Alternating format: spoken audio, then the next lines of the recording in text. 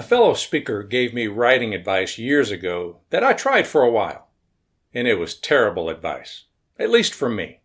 He said, write all the time. 10 minutes before a meeting, write. An hour on a plane, write. 15 minutes before bed, write.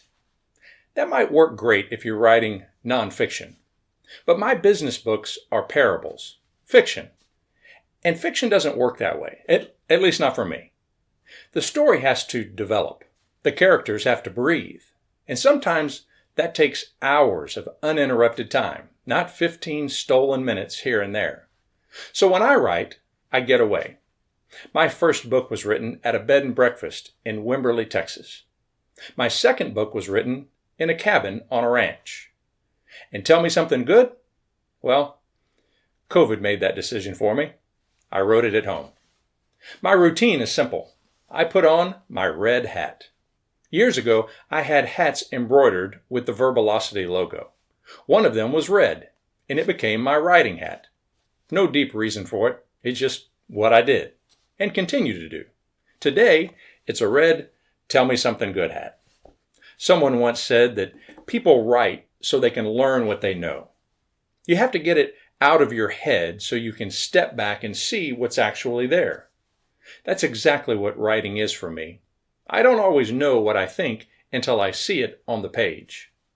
When I was writing the second edition of Tell Me Something Good, which as I've shared with you went from 12,000 words to 50,000 words, the hardest part of the whole process wasn't the writing itself.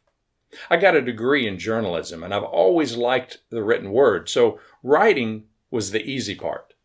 The hard part was figuring out what belonged in the simple framework, what made the cut and what didn't. And once I had the elements, I had to find the right words to form the acronym.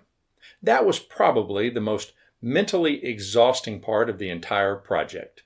Once I had simple locked in, the story started to flow. 3 people helped me get this manuscript across the finish line, from the first edition to the second. And I want to tell you a little about each of them. First, Krista Garrity is my sister-in-law and publisher. She owns 13 Stories Publishing in Livonia, Michigan. After my first 2 books were published by John Wiley & Sons, she helped me make the transition from the giant publisher to a smaller, independent one. Second, Barbie Todd, a longtime friend. She is a former teacher, so I trusted her knowledge of writing. More importantly, I trusted her specifically because I knew she would tell me the truth. Not what I wanted to hear, the truth. Longtime great friends are like that. Every writer needs someone like that. And 3, Stacy Long. Stacy is also a teacher, and I asked her to review the manuscript. Now, you'll find out in the book, if you haven't started it yet, that one of the primary characters is a consultant named Michelle Chase. Here's how she got in the book. My wife and I have a foundation for abandoned, abused, and neglected children. It's called the First Chance Foundation. Every summer, we have a fundraiser called Ribs and Ritas. In the live auction several years ago, I auctioned the opportunity to have a name of the winner's choice appear in my next book. That donor was Billy Long, Stacy's husband. The name he chose was Michelle Chase. So I asked Stacy to read the manuscript, and I asked her if she knew who Michelle Chase is. I figured her husband had told her the name he provided.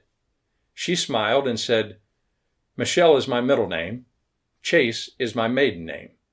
Billy had never told her. She had no idea her own name was in the book until she read it. I've told a lot of stories from the stage over the years. That one's going in the rotation. While the entire process of getting this book to the finish line has been about a year, it really took almost 3 decades to become what it is. A pandemic to create the space for it, 6 months to write it, 6 months to produce it, 3 sharp people to make it better, and 1 donor whose gift turned out to be one of the best surprises of the entire process. That's how books get made.